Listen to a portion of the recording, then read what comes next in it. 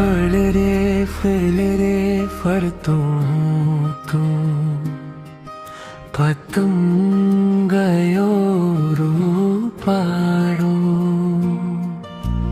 रंग भरी छे पखोवारी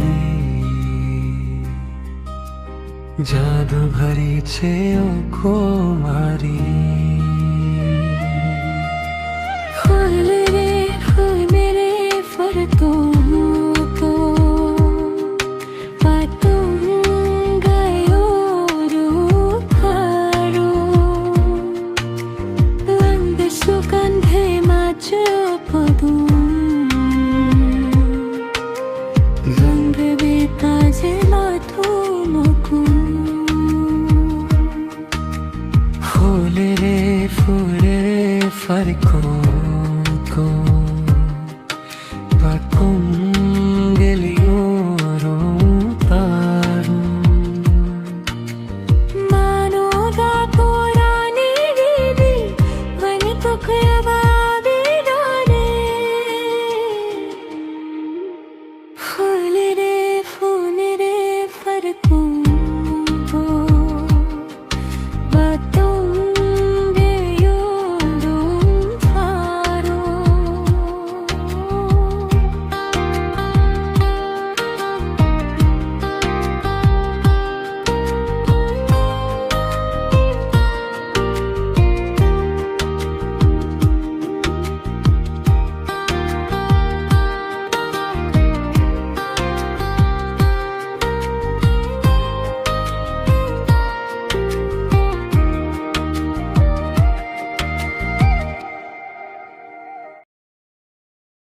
તો ચાલો આજે આપણે ખૂબ જ સુંદર પતંગિયાની પાંખો પર બેસીને કવિતાની એકદમ રંગીન દુનિયામાં ડૂબકી મારીએ.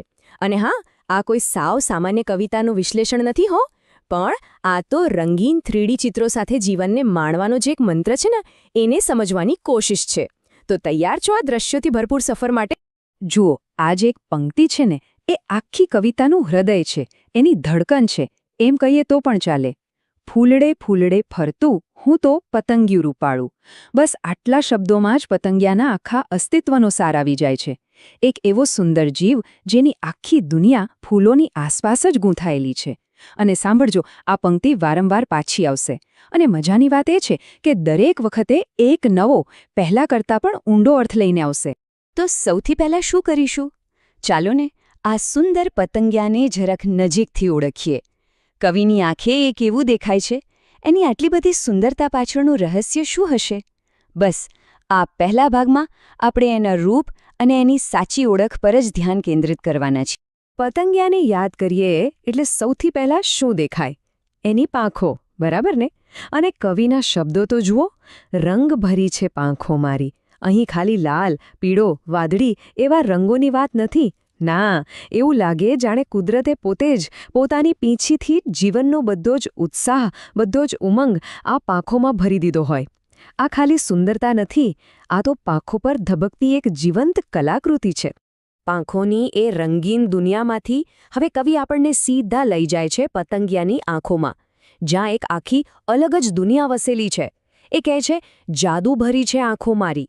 હવે સવાલ એ થાય કે આ જાદુ એટલે શું? શું કોઈ ચમત્કાર?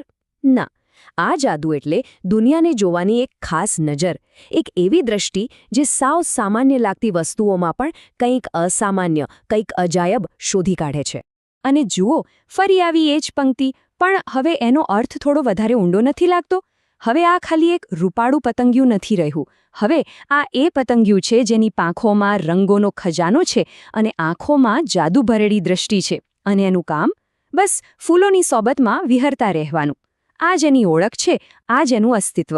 સારું, તો આપણે પતંગિયાને ઓળખી તો લીધું, પણ હવે સવાલ એ થાય કે ભાઈ, એ પોતાની દુનિયામાં કરે છે શું? એનામાં આટલો બધો આનંદ, આટલી બધી ઊર્જા આવે છે ક્યાંથી?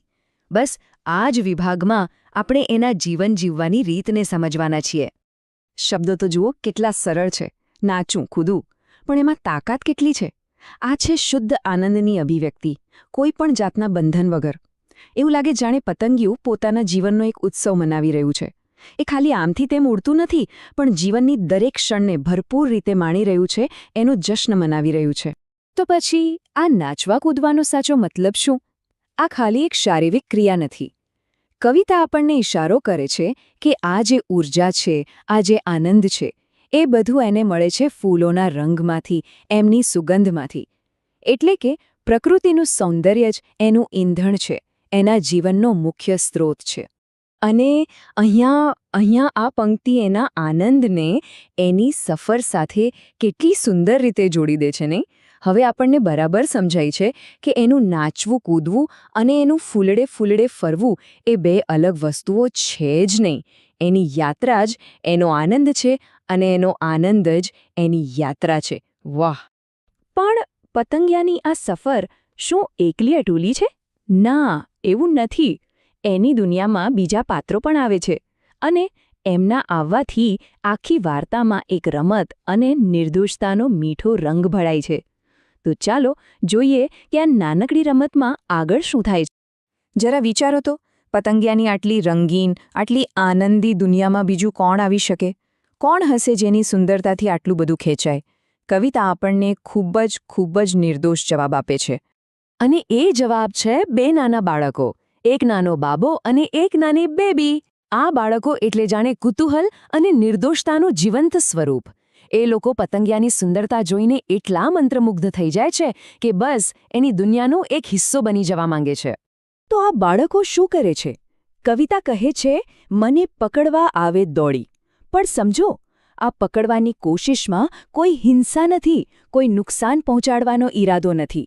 આ તો એકદમ શુદ્ધ, નિર્દોષ રમત છે. એમને તો બસ પેલી ઉડતી સુંદરતાને સ્પર્શ કરવો છે, એને પોતાની પાસે રાખવી છે. કેટલી મજાની રમતિયાળ ક્ષણ છે આ. પણ સામે પતંગિયો શું કરે છે? શું એ ડરી જાય છે? ગભરાઈને ભાગી જાય છે?